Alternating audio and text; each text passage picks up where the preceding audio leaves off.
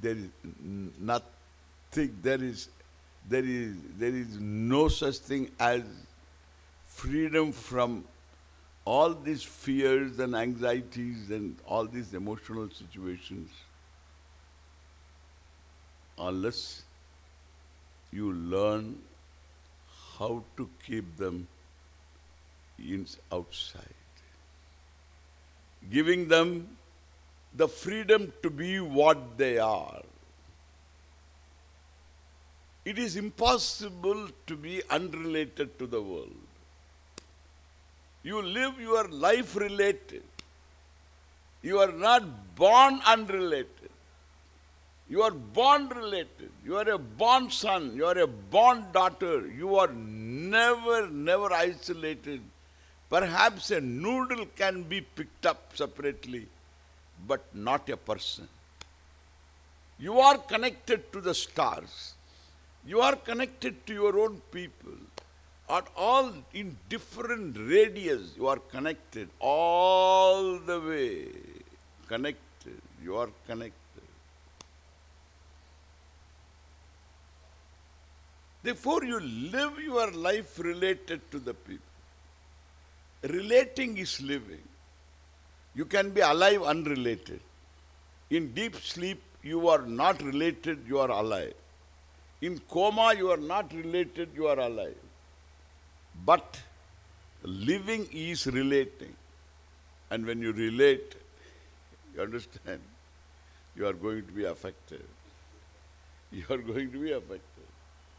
And learning not to be affected is to make use of what is already provided.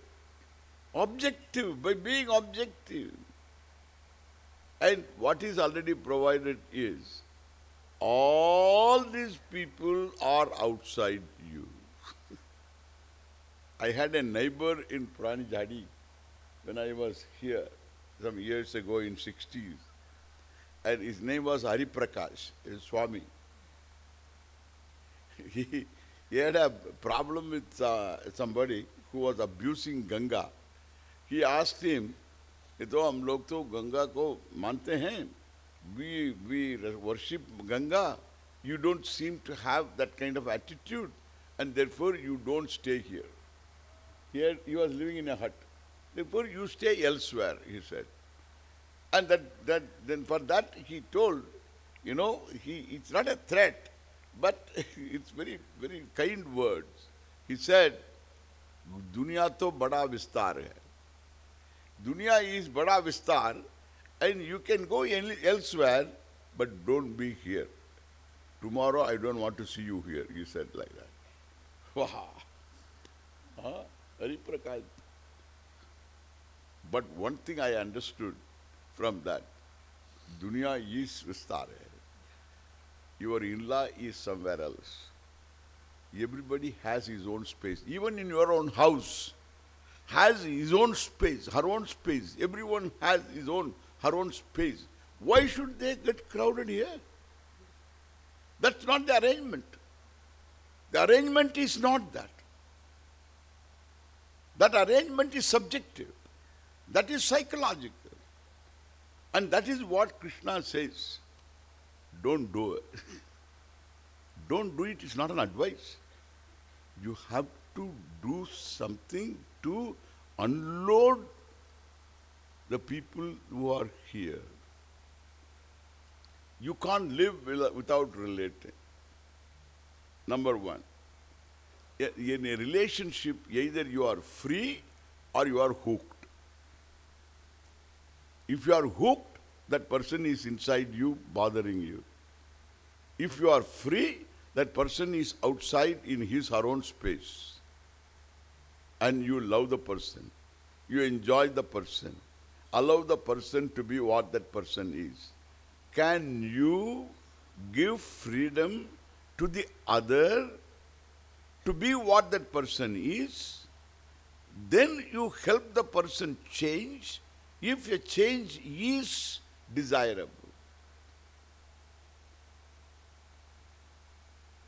That is, No, no, that the capacity on your part to change another person comes only when you give that freedom for the other person to be what the person is. If you say, unless you change, I cannot relate, it doesn't work.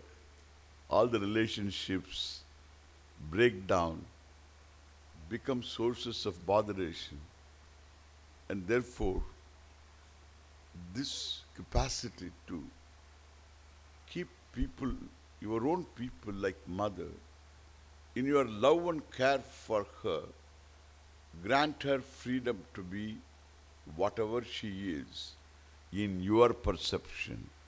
Understand me, nobody knows about the other completely. Even the other doesn't know what that person is. So that nobody knows oneself, where is the question of another person understanding a different person is impossible. And therefore, in your perception, this is how my mother was, this is how my father was, this is how the mother is, he is. Well, in my love and care, I allow them to be what each one is. If I do that, this is before sitting for meditation. Advice given by Lord Krishna. I am not giving you anything. Bahyan sparshan bahikritva. Each one unload, granting freedom for the person to be what that person is. Then come to the people with whom you are born, siblings. Grant each one of them the freedom to be what that person is. In your perception, say it in so many words mentally. In my perception, this is how the person is. Pray for the person if you want. We want that person to change, but this is how the person is. In my perception. When you say that in my perception, you allow yourself to be wrong. That is what objectivity is. You allow yourself to be wrong.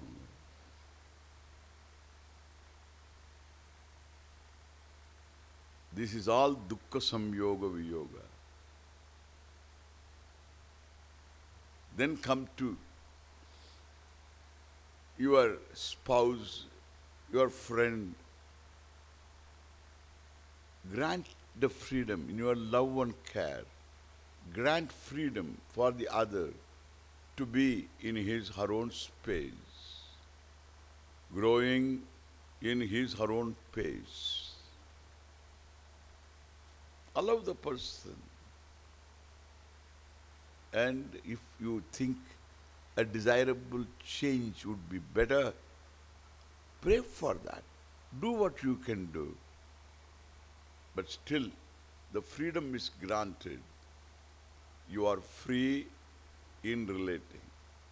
There is no freedom from relationship. There is freedom in relationship. Keep them all in their own spaces. You are objective. You are here.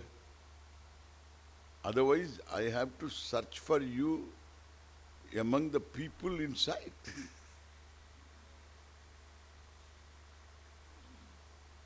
That's why you cannot even keep up a promise. I love you, you say that afterwards I allow you to be in your own space.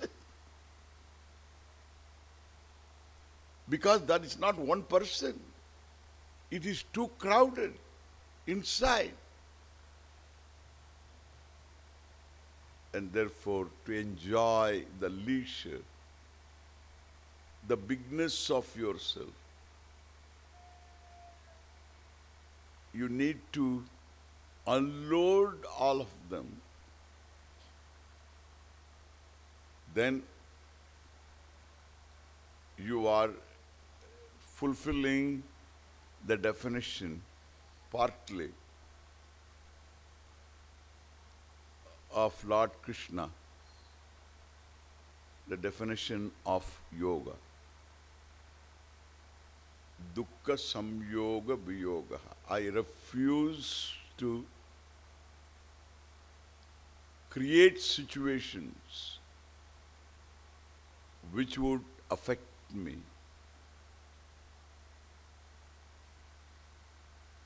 The scheme of things reveals one very significant reality, and that is you are the only one who has to respond to this world. There is no proxy for that. You can't appoint a person to respond to the world. Even if you appoint, you have to respond to that fellow. And therefore, there is no proxy for you, number one. Number two is, you are unlike everything else.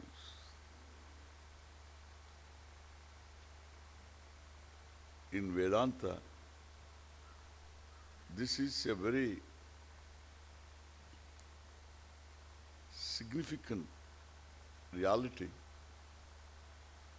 that you refer the world with nouns and pronouns. If you have a pronoun he, and there are so many males who can be referred by the word he, once a name is mentioned, then pronoun can take its place. Any male can be called he. Any woman can be called, any female can be called she. And any object can be called it. In Hindi, there are only he's and she's.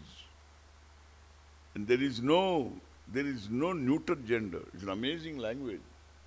There is no neuter gender. That's why I have a problem with Hindi, because I am from South and I don't have that complete knowledge of Hindi. And therefore what happens? Kabhi-kabhi Hindi आती है, हमेशा आता है.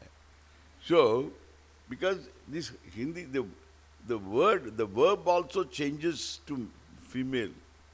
English has got one great advantage, like even in Sanskrit, verb doesn't change for gender.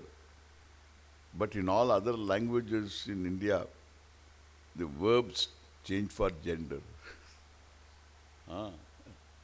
In English also, the verb doesn't change for gender.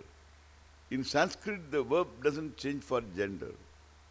Here, aati hai, aata hai. Aata hai, aati hai. So they have a change. The verb differs.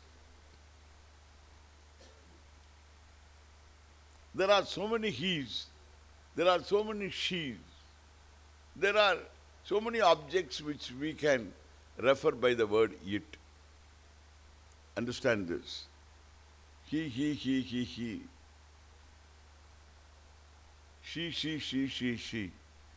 It, there are so many objects which can be referred by the pronoun. You also is a pronoun. You. Anybody can be referred by the word you. I also is a pronoun. I. You cannot. You are the only one I.